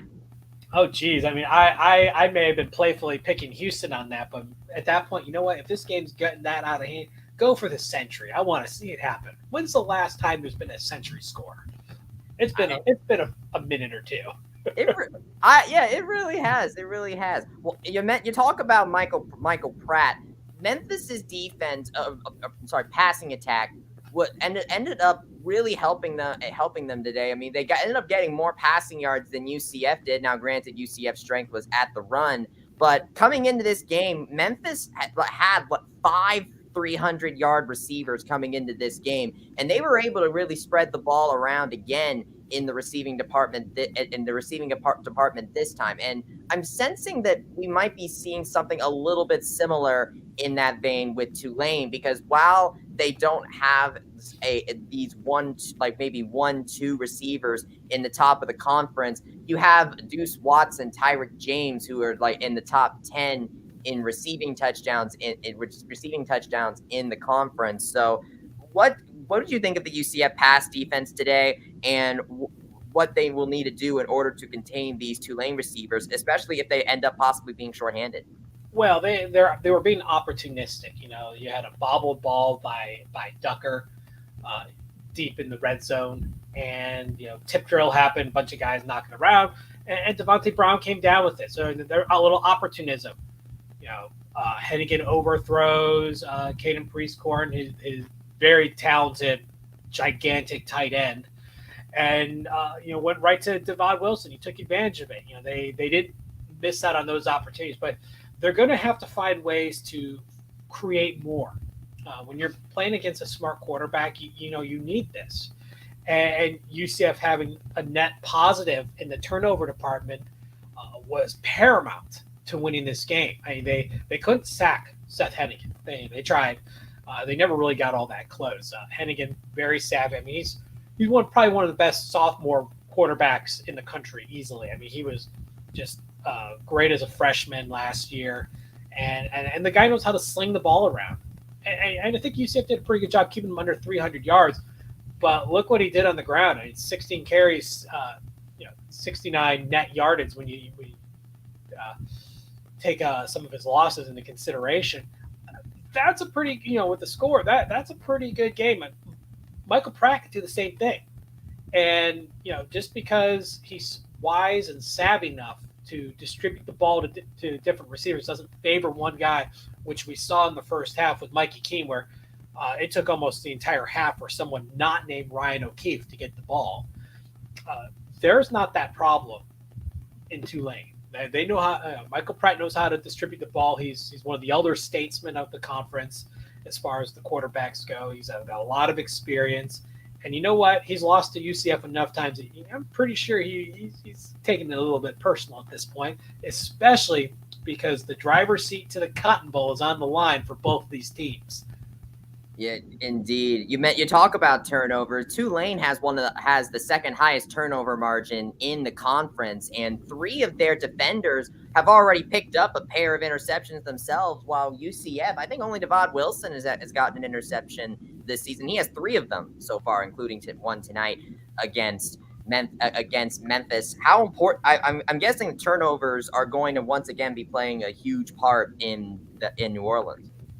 Well, they have to. Look what happened against East Carolina. You went -3. You don't win with -3. You can get away with maybe -1, but you don't win with -3. And UCF was +1 against Memphis, and it mattered that that one first interception that was the tip drill that Devontae Brown actually came down with. That kept points off the board. That was in the red zone, and UCF they talk about the red zone defense. And that stat, which was a little bit inflated because of Georgia Tech, well, they earned their keep here. While that missed field goal, that's kind of a head scratcher. That interception, that's opportunism. Ducker bobbled the ball on an easily catchable pass, and UCF's defense took advantage of it. And they had that opportunity, and they didn't drop the ball, literally. They're going to have to find those opportunities again, especially with the way they cover. Those opportunities will be few and far between. But if they can make a good hit, create a fumble, something to make sure that they stay at least as close to turnover positive as possible, you need that. You need that to take away the fans. Nothing deflates fans more than a bad turnover. It completely derails the momentum. And when you're on the road, momentum is hard to create, 1. And 2, it's hard to stop. When the crowd really gets into it and teams are just functioning well and they're feeding off it, that's hard to break. East Carolina, they tried breaking it. They scored in the first possession of the second half. East Carolina wasn't phased. They marched right down to score again. And any work that UCF did at that point was gone. It didn't matter. But that's how it works on the road. You have the extra handicap against you in the form of their crowd. Obviously neutral games are a bit different sort, but when you're playing road games, true road games, you're handicapped, and you have that extra challenge on top of you. According to the stats, only about 28,000 were at the Memphis game. Obviously, not as many as at the East Carolina game. Yulman Stadium in New Orleans is not a large stadium, which should help UCF in the fact that they're not going to be completely drowned by a huge crowd. I think it will maybe seats between 30 and 35,000 fans. Well, you mentioned defense earlier. Matt J asked, Hennigan was one of the most sacked quarterbacks, yet we weren't able to make him pay until that run he got injured on. With a solid D-line, why no sacks? Well, that comes back to a good quarterback. Look at the sacks that King took. One was a missed block, by a running back, and he was just kind of a sitting duck at that point. And the other was he rolled out of the pocket, and there was a linebacker spy on him, and it was basically a one-on-one, and he didn't really have a chance there either. These other quarterbacks, they're a little bit savvier. There were times when UCF had a hand on Hennigan, and they just couldn't pull him down. They planned for it. They planned for the blitz. They knew what UCF was going to do because they've seen him do it. They haven't really changed their defensive scheme all that much. It's generally the same scheme all year. And so as a result, they had outlet guys. They were ready to make that quick little flare to the right and make it happen. And in the case of Hennigan, he's done it before. But UCF pressured quite a bit. I think at times they kind of oversold it and left the defensive backs on an island. But they did sometimes create enough pressure that he did have errant throws that went to the ground. Some of those incomplete passes were a result of the rush. They just never quite finished the job. We have now one thing I also want to address is Tyjae Spears, I believe is his name, Tulane's running back. We saw in the East Carolina game how Keaton Mitchell was able to really run all over this defense. And while Charles McClellan with Cincinnati was also a similarly level rusher, and they were able to contain him. What do you think about Tyjae Spears and how important it would be to contain him in New Orleans? Well, Tyjae Spears is not Keaton Mitchell. Let me say that first. He's not Keaton Mitchell. Keaton Mitchell is fantastic running back, very underrated. Spears is good, but I mean, I can't really compare the two equally because they're not equal. Mitchell is just an overall better player. He just plays on a lesser talented team. And Spears taking advantage of what he's got. When you have a quarterback like Michael Pratt, who, unlike Holton Ahlers, is not prone to making interceptions and turnovers, who plays a very safe game, smart game, you're going to get yards. This is a really good Tulane team that has grown out of the scrappy attitude of Willie Fritz. They don't quit, and now you got to play in their house.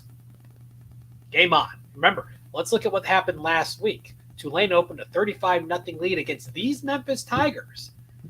And then they took their foot off the gas and ended up being 38-28 was the final. But they blew this game open. I mean, I watched that first half. They absolutely manhandled, the Memphis offense. So I'm more concerned about UCF's offense more than the defense. I think we kind of know what we're going to get out of Tulane's offense as well. What are we going to get out of UCF offense? Because, one, we don't know what personnel is going to keep going. Is Mikey King going to stay the starter? Are they going to bring Plumlee back? How are the running backs going to do? Are they going to overly key on the running game, forcing whoever's quarterback to have to throw the ball? Can we work in game manager mode? Can we not? I think there's more question marks there outside of just like basic injuries. But I'll tell you, this week is a big week. Aside from the fact that if you guys watch the television broadcast, you know that Beth Mowins was pushing heavily for Tulane UCF to be the college game day site. No doubt about it. She was pushing heavily. Tulane has not had a ranked versus ranked matchup at home in 70 years. I mean, all the pieces are coming to play that they are going to be hyped out of their freaking minds, which then again can also be worked against you. If you get too into it, too emotional, UCF's going to have to play very cerebrally. They're going to have to be methodical, and they're going to have to be surgical and not make those emotional mistakes that they did at certain parts of today's game. Well, so far things are looking good for that potential Tulane game day because LSU is currently beating Alabama with 9:21 left in the third quarter, 7-6. An LSU win would be a big help because the other option for game day next week is Alabama-Ole Miss. Right, and if Ole Miss, if Alabama loses, they got 2 losses. They're pretty much done because LSU is going to take over their spot in the hunt for the CFP. That opens the door for this game, which is winner takes front seat for the New Year's Six for the group of 5 with UCF Tulane. Yeah, and it also very well could also have hosting implications for the American Athletic Conference Championship. Oh, most definitely does. I mean, with Houston's loss, the way that I mentioned this earlier on in the program, but the way the conference shakes out is if SMU beats Houston, then that means even if UCF loses against Tulane, if Tulane beats Cincinnati, then that means that UCF once again has the tiebreaker over Cincinnati, and we would have to make a return trip to New Orleans for the American Athletic Conference title game. Now, obviously, that wouldn't be ideal going on the road for the American Athletic Conference title game, but you would still be in it. But that just drives the importance of next week's game because if UCF is going to host the American title game, that would be huge. But I don't know. Did this team kind of change your perspective a little bit about this team's capability on the road, or do you think you still have some more question marks on that? Because we talked about this in the roundtable and how Gus's road losses have kind of come with a variety of factors that were a little bit outside his control in some ways, aside from the ECU game. So what are your thoughts about the road nights now? Well, I think they made improvements. They dealt with, a tough team. But, they're still making certain game plan pieces that are predictable. You know what kind of defense they're going to run. It's predictable. They need to get away from that. Now, the offense has never been really fully predictable. They're known for making some trick plays and some quirks like passing touchdown from Isaiah Bowser to Stephen Martin. You run the Wildcat enough times, they're gonna you set it up. They all cheat in because they know it's run, and then you throw over the top. And now they got to start being a little more honest. So, those little wrinkles make a difference. And the rise of RJ Harvey as a running back, as a feature back, really makes the defense have to respect the run because you saw it where it was an opportunity that he was going to get tackled for a loss. He waited. He saw he tried one opportunity to the left, wasn't there, came back to the right, got a block, and turned negative something into a lot of something. And that kind of guy is dangerous, is really dangerous, and it's going to force defenses to have to respect him more, and it makes the passing game that much easier. This is what happened last year when Isaiah Bowser got hurt and he was out. Defenses stopped respecting the run, and as a result, they had a lot of more defensive backs, and they really weren't able to generate much. The line was just not really doing. The offensive line wasn't creating good holes. You didn't have a bruiser that can tire down defenses. Just nothing was working. However, fast forward to this year, the offensive line has finally kind of come together. We saw it during the Cincinnati game. and even more so today, where they just put it all together, and you're seeing them open holes. You're seeing good protection. If you can give a few seconds in the pocket, it doesn't immediately collapse. Okay, you did pretty good. If a quarterback's holding the ball that long, that's on the quarterback. Either tuck it and run, throw the ball away, or hit your man. A lot of that's depending on the coverage, but you've got to do something. You can't just hold the ball indefinitely, and you can't expect an offensive line to be able to maintain the pocket indefinitely. That's just not right. But they gave adequate protection. Both of the sacks that were given up were not on the offensive line. They were on others or nobody. And they were creating holes for the running game. Isaiah Bowser at the end of the game, man, he's gashing a tired Memphis defense and helping lock this game up. That goes to the offensive line, helping create those holes that he's able to get into the second level before anyone really has any contact with them. So I'm really impressed with how this offensive line has come together. They were much maligned all year. We were very critical on them coming into the season. Being that criticism was well founded because they struggled early on. But you know what? They also need a good attaboy because they've proven that they can improve as the season's gone on, and they have. We had Mark Moses on the show earlier, and he mentioned you mentioned how the offense is kind of unpredictable to plan for, but the way that Mark kind of worded it is that he's not really sure what the identity of this offense is. He mentioned 2017, 2018 was UC fast, but with this offense, he wasn't really sure what this identity is. Do you have an idea on what this team's identity is? Or do you think it's better off that maybe being unpredictable is their identity? Well, this is a run-first team. There's no doubt about it. This is a run-heavy team. It was run-heavy last year. It's run-heavy this year. It's run to set up the pass. I mean, it's pretty black and white on that. As far as what you do in the passing, well, that depends on who your quarterback is. If you have a runner in John Rice Plumlee, you're going to have obviously more running, more option plays. He's more quick to tuck and go if one option isn't open. With a more traditional pocket passer like Mikey Keene, who it looks like he goes through his progressions a little bit quicker, is a little more decisive on his throws, shows a little more faith in his receivers on some of those timing routes. You're going to get less tuck and go and more throw. You look at today's numbers. I mean, Keene threw the ball 28 times, and this is still a run-first team.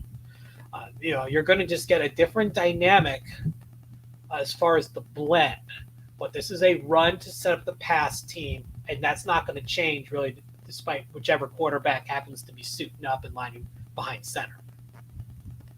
Well, they'll have a good week to sort this out for ourselves. We have a lot to mull over, I think. Well, I know I get Mark and Eric's points about a win's a win, and not that much to talk about. But I think points matter. They do. If you're trying to get up the rankings with a committee that has shown bias over the years, style points do matter. I'm just getting word from Lopez right now.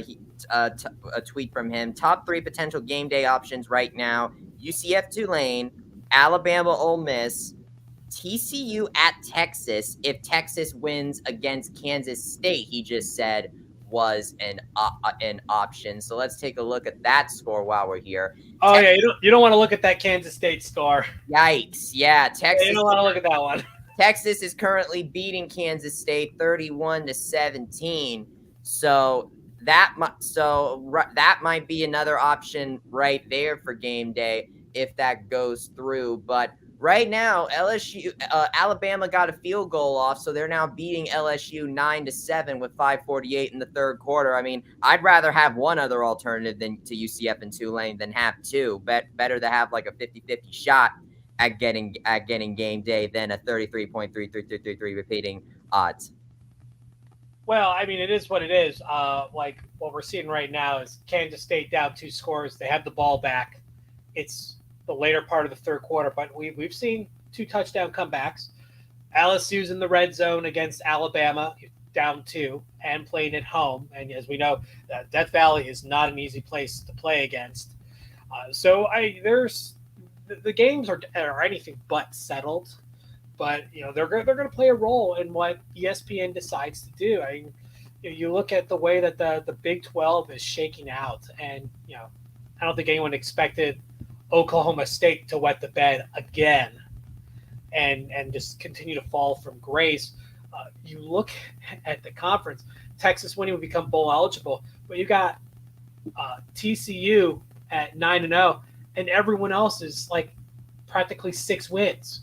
And you got Kansas State, Baylor, Texas, Kansas, Oklahoma State, all are going to be 6-3 if the score holds out. That's not really as impressive when you think about it versus what you got in the American, where you got an 8-1 and a 7-2 lining up.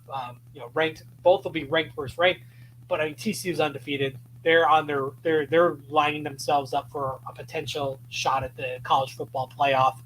As future conference mates, I'm rooting for them because that'll benefit the prospects and the visualization of the Big 12, since they're one of the holdover teams. But you know what? I'm a little selfish too. I want Tulane to host College Game Day. I want that hype. Some fans are a little nervous about it.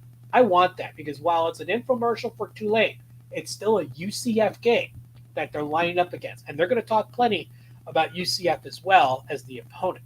It won't be the same as if they were hosting, but they're still going to be talked about. And that's still value to the program. So I'm hoping it shapes up that they go to Tulane. Tulane has never hosted College Game Day. There's a big thing there. They love going to first-time sites. They love it because they tend to be bigger. And you know what? New Orleans has a huge college football fan base to choose to bring in.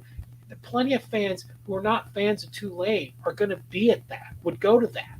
A lot of people travel the country just to go to College Game Day. I think they'll bring in plenty from even Baton Rouge down there, especially if they beat Alabama. You're going to be riding high. You're going to be in the top 10 in the country, even closer to the top 5 with a win there. They're going to want to make a lot of noise. So I think a lot of LSU fans are going to show up to College Game Day if it's in New Orleans. They could even eclipse the number of Tulane fans there. But you know what? It's still a game with UCF being the highlight team. Their helmet's going to be the one in the front of the table, and that just benefits the program. Lonely Bumblebee says, game day making me cheer for Bama and Texas. No. The other way around.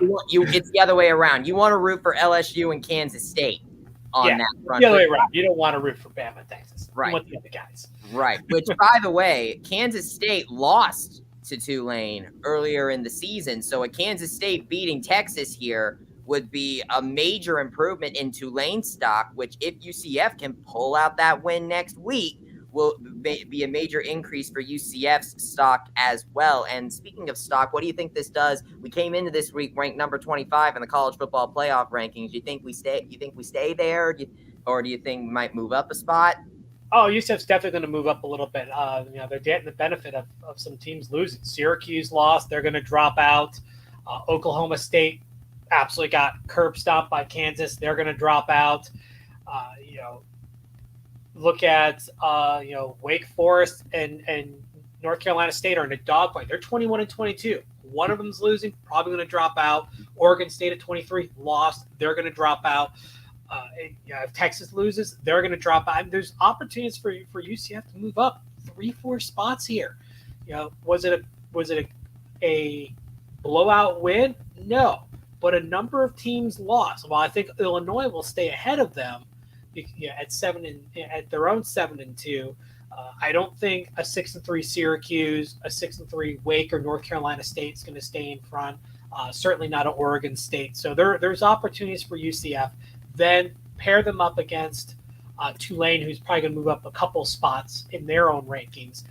You've got yourself a good matchup. Because remember, Tulane's already 19 right now. They're going to move up. They two scored. Tulsa. It wasn't a huge game, but you know what? They took care of business, and teams ahead of them did not. It's going to help them out. It's going to help them out. Now the question is, if the score holds the way these scores hold, How far does Kansas State fall? Do they fall below Tulane or not? Obviously, we want them to fall below Tulane because we want that Tulane game to have more meaning, more value to UCF. Like, hey, we just beat the number 15th team instead of the number 17th team. There's more value to that. But we'll see how it all shakes out. There's still plenty of college football left to be played tonight, and then we'll see Tuesday when that college football playoff rankings come out. However, keep in mind, the first CFP rankings were almost identical to the AP polls. So keep an eye on those polls as they come out at the end of the weekend and see how that shakes out. Because I think the CFP rankings are going to be very similar to them again.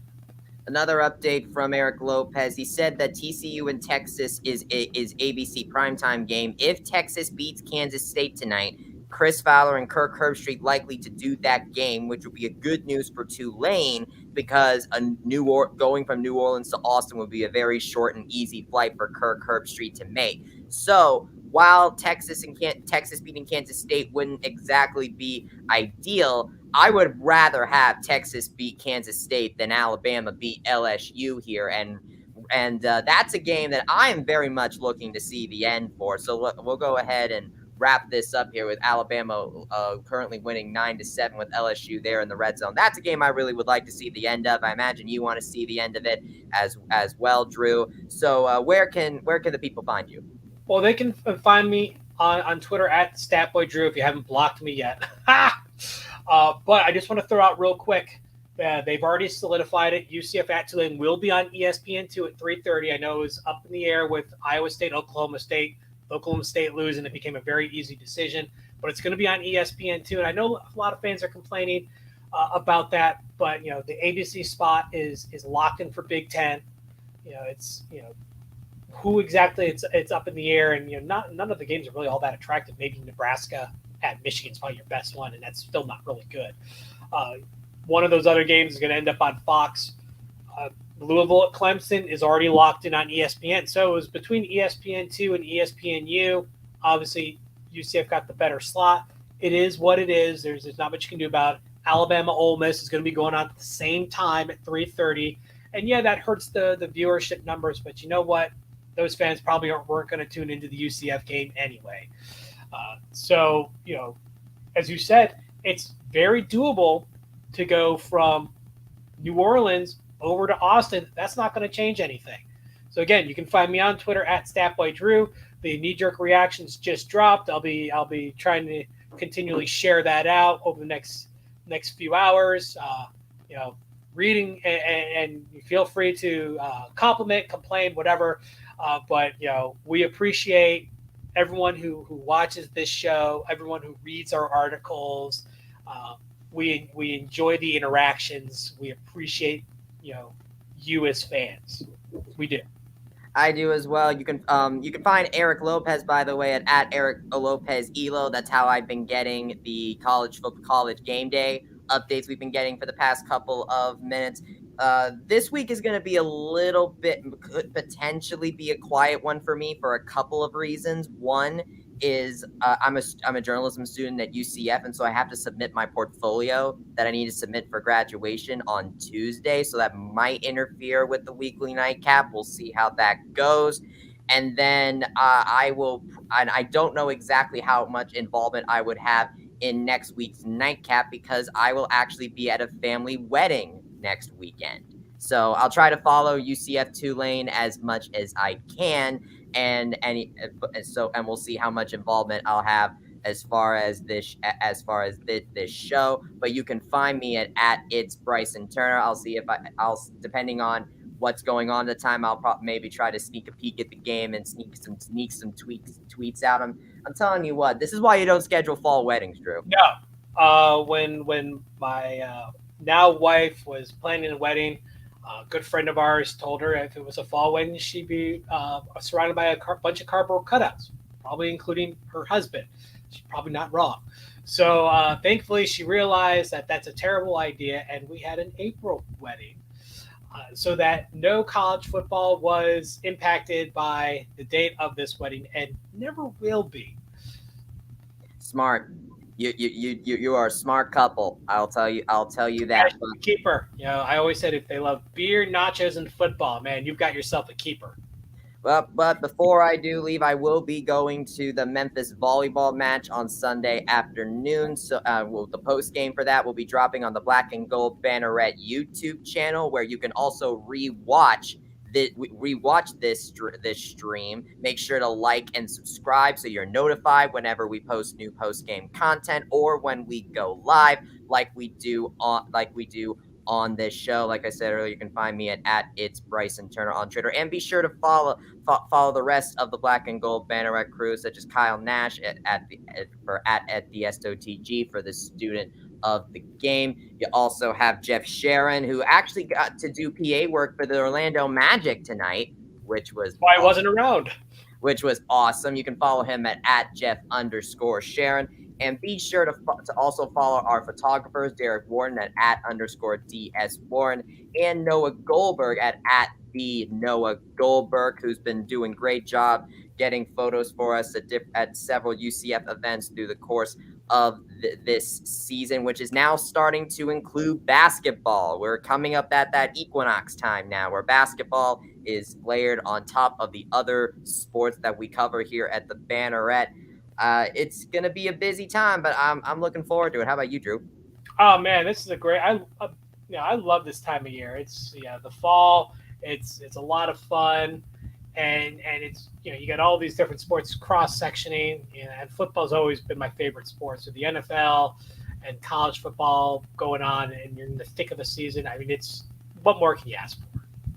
Indeed. So, like Drew mentioned earlier, thank you all so much for sticking around with us. We won't keep you around for much longer because LSU has scored once more. They are now up 14-9 with 3:30 remaining in the third quarter. So we will let you go to watch that. But thank you so much for spending your post game with us as we talk about number 25 UCF taking down Memphis 35-28.